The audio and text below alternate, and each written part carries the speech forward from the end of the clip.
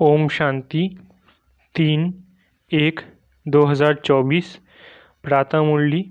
ओम शांति। बाप दादा मधुबन। बाबा आज कह रहे हैं, मीठे बच्चे, बाप का बनकर बाप का नाम वाला करो। नाम वाला होगा संपूर्ण पवित्र बनने से। तुम्हें संपूर्ण मीठा भी बनना है। मीठे बच्चे, बाप का बनकर बाप का नाम वाला करो। नाम वाला होगा संपूर्ण पवित्र बनने से। तुम्हें संपूर्ण मीठा भी बनना है। प्रश्न, संगम युग पर तुम बच्चों को कौन सी एक फिक्र है जो सतयुग में नहीं होगी? उत्तर, संगम पर तुम्हें पावन बनने की फिक्र है। बाप ने तुम्हें और सब बातों से बेफिक्र बना दिया। तुम पुरुषार्थ करते हो कि ये पुराना शरीर खुशी खुशी से छूटे। तुम जानते हो पुराना वस्त्र उतार नया लेंगे। हर एक बच्चे को अपनी दिल से पूछना है कि हमें कितनी खुशी रहती है, हम बाप को कितना याद करते हैं। ओम शांति। मीठे मीठे सिकिलधे बच्चों को रूहानी बाप समझाते हैं, पढ़ाते भी है, समझाते भी है। पढ़ाते हैं रचता और रचना के आदि मध्य अंत का राज, और समझाते हैं सर्वगुण संपन्न बनो, दैवी गुण धारण करो। याद करते करते तुम सतो प्रधान बन जाएंगे। तुम जानते हो इस समय यह तमो प्रधान सृष्टि है। सतो प्रधान सृष्टि थी जो अब 5000 वर्ष में तमो प्रधान बनी है। ये है पुरानी दुनिया। सबके लिए कहेंगे ना, ये नई दुनिया में थे या शांति धाम में थे। बाप रूहों को ही बैठ समझाते हैं, हे रूहानी बच्चे, तुम्हें सतो प्रधान जरूर बनना है। बाप से वर्षा जरूर लेना है। मुझ अपने बाप को याद जरूर करना है। लौकिक बच्चे भी याद करते हैं। जितना बड़े होते जाते हद का वर्षा पाने के हकदार होते जाते हैं। तुम हो बेहद के बाप के बच्चे। बाप से बेहद का वर्षा लेना है। अभी भक्ति आदि करने की दरकार नहीं है। ये तो बच्चे समझ गए हैं, यह यूनिवर्सिटी है। सब मनुष्य मात्र को पढ़ना है, बेहद की बुद्धि धारण करनी है। अभी यह पुरानी दुनिया चेंज होनी है। जो अब तमो प्रधान है वो सतो प्रधान होंगे। बच्चे जानते हैं इस समय हम बेहद के बाप से बेहद सुख का वर्षा पा रहे हैं। अब हमें एक रूहानी बाप की ही मत पर चलना है।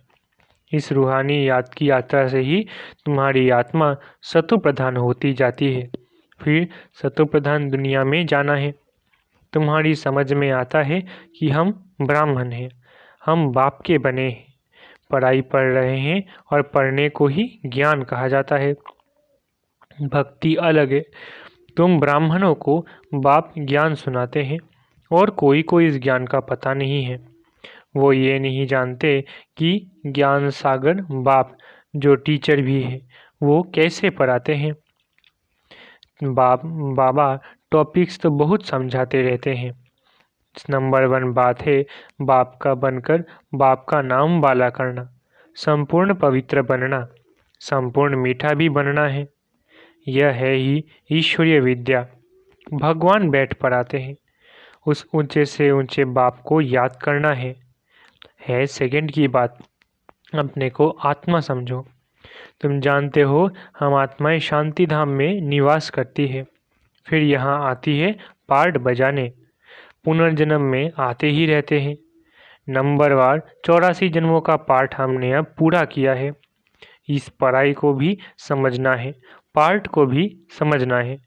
ड्रामा का राज भी बुद्धि में है। जानते हो ये हमारा अंतिम जन्म है, इसमें बाप मिला है। जब 84 जन्म पूरे करते हैं तो पुरानी दुनिया बदलती है। तुम इस बेहद के ड्रामा को, 84 जन्मों को और इस पढ़ाई को जानते हो।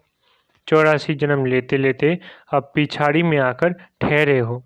अभी पढ़ रहे हो, फिर नई दुनिया में जाएंगे। नए नए आते रहते हैं। कुछ न कुछ निश्चय होता रहता है। कोई तो इस पढ़ाई में लग जाते हैं। बुद्धि में है हम सतप्रधान पवित्र बन रहे हैं। हम पवित्र बनते बनते उन्नति को पाते रहेंगे। बाबा ने समझाया है, तुम जितना याद करते हो तुम्हारी आत्मा पवित्र बनती जाती है। बच्चों की बुद्धि में सारा ड्रामा बैठा हुआ है। यह भी जानते हो कि इस दुनिया का तुम सब कुछ छोड़ कर आए हो। जो इन आँखों से देखते हैं वो देखने का है नहीं। ये सब खत्म हो जाने वाला है। अब तुम्हारा अंतिम जन्म है और कोई भी इस बेहद के ड्रामा को नहीं जानते हैं। तुम अभी सारे चक्र को जानते हो। बाप आए हैं अब तुम्हें तमो प्रधान से सतो प्रधान बनाने। जैसे वो इम्तिहान 12 मास के बाद होता है, तुम्हारी याद की यात्रा भी अभी पूरी नहीं हुई है। बहुत कुछ याद रहता है, फिर पक्का होता जाएगा तो कुछ भी याद नहीं आएगा। एकदम आत्मा अशरीरी आई अशरीरी जाना है। तुम सारे सृष्टि के मनुष्य मात्र के पार्ट को जानते हो। बहुत मनुष्य बढ़ते जाते हैं, करोड़ों हो गए हैं। सत्युग में तो हम बहुत थोड़े हैं। पुनर्जन्म लेते लेते और धर्मों के मठ पंथ टाल टालियाँ बढ़ते बढ़ते झाड़ बहुत बड़ा हो गया है। आदि सनातन देवी देवता धर्म ही प्राय लोप हो गया है। हम ही देवी देवता धर्म में थे, सतो प्रधान थे। अब वो धर्म ही तमो प्रधान हो गया है। अब फिर सतो प्रधान बनना है और बनने के लिए हम पढ़ रहे हैं। जितना पढ़ेंगे पढ़ेंगे उतना बहुतों का कल्याण होगा। बहुत प्यार से समझाना है। एरोप्लेन से पर्चे गिराने हैं, उसमें भी यही समझाना है कि तुम जन्म जन्मांतर भक्ति करते आए हो।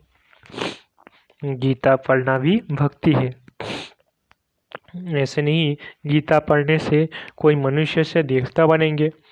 ड्रामा अनुसार जब बाप आते हैं तभी आकर युक्ति बताते हैं सतो प्रधान बनने की, फिर सतो प्रधान पद मिल जाता है। तुम जानते हो इस पढ़ाई से हम ये बनने वाले हैं।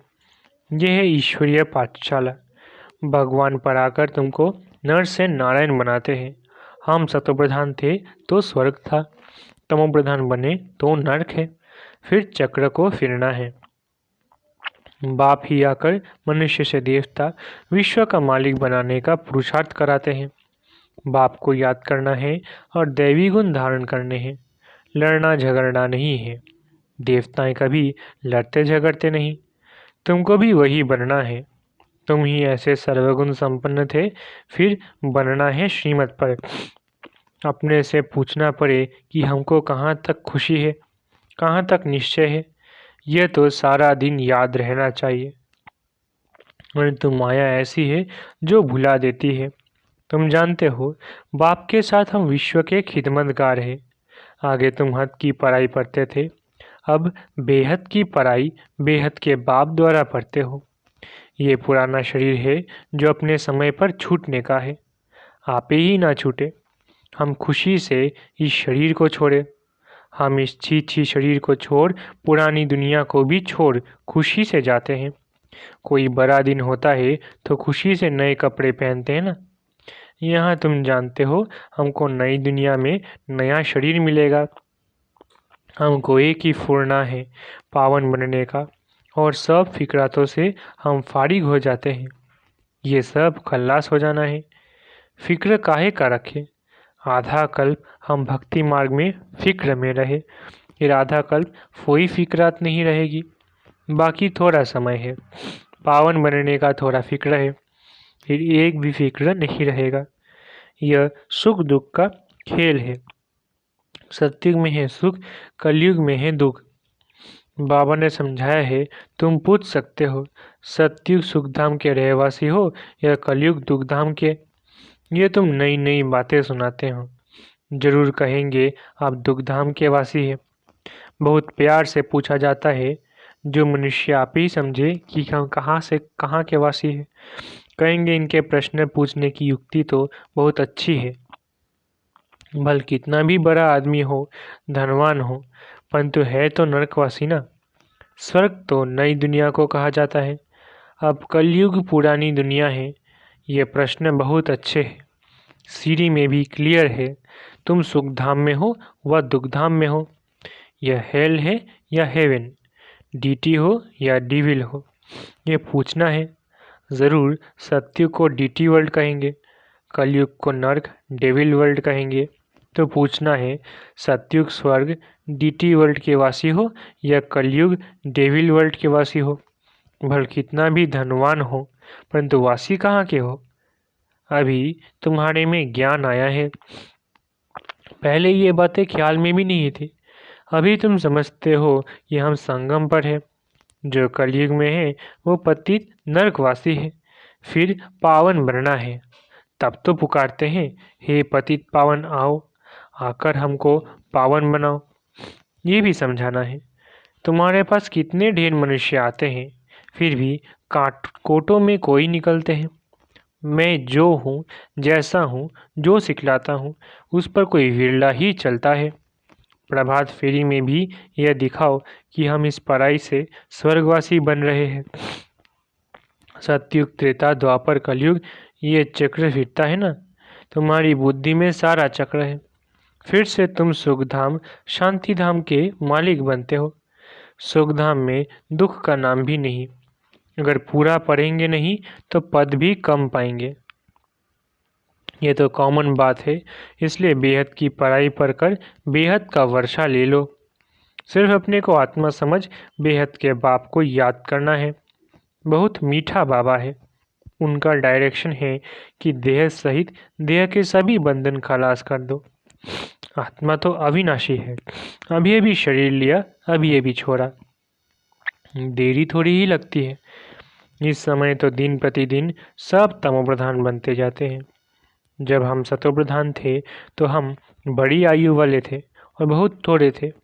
दूसरा कोई धर्म ही नहीं था। तुम्हारी आयु अभी के पुरुषार्थ से ही बढ़ती है। जितना याद करेंगे उतना तुम्हारी आयु बढ़ेगी। जब तुम सतोप्रधान थे तो तुम्हारी आयु बहुत बड़ी थी। फिर जितना नीचे उतरते गए तो आयु कम होती गई। रजों में उतरे तो आयु कम, तमों में आए तो और कम। जैसे नार का मिसाल है। नार रहट कंगने डब्बे भरते हैं और खाली हो जाते हैं। अर्थात नार कुएं से पानी निकालने का भी एक तरीका है।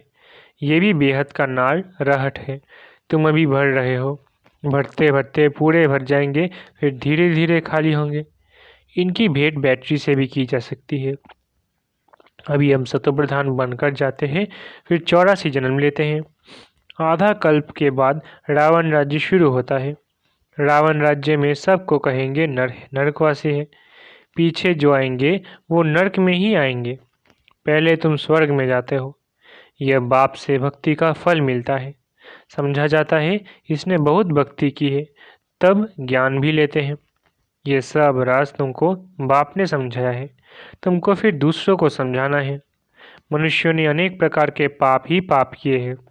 अब बाप आया है, तुमको ज्ञान दे रहे हैं। बाप जब आते हैं तभी आकर पढ़ाते हैं। इतना समय तो पता ही नहीं था।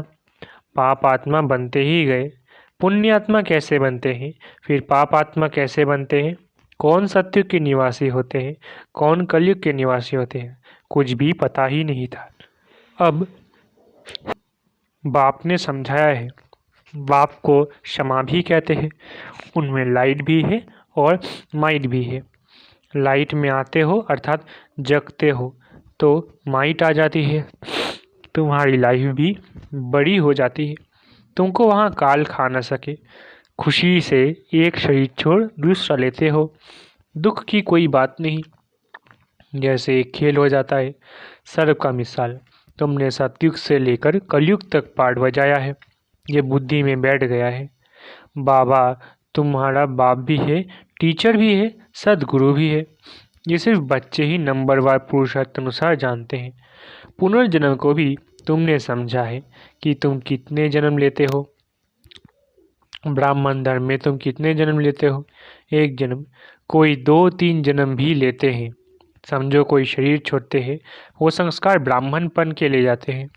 तो संस्कार ब्राह्मणपन के होने के कारण फिर भी सच्चे सच्चे ब्राह्मण कुल में आ जाएंगे। ब्राह्मण कुल की आत्माएं तो वृद्धि को पाती रहेंगी। ब्राह्मण कुल के संस्कार तो ले जाते हैं ना। कुछ हिसाब किताब है तो 2-3 जन्म भी ले सकते हैं। एक शरीर छोड़ दूसरा लेंगे। आत्मा ब्राह्मण कुल से दैवी कुल में जाएगी। शरीर की तो बात नहीं। अब तुम बाप के बने हो, इसी तुम ईश्वरीय संतान हो, फिर प्रजापिता ब्रह्मा की भी संतान हो। दूसरा कोई संबंध है नहीं। बेहद के बाप का बनना कोई कम बात थोड़ी ही है। तुम सुखधाम के मालिक बन जाते हो। सिर्फ बड़े बाप को तुमने पहचान लिया है तो तुम्हारा बेड़ा पार हो जाएगा। अच्छा,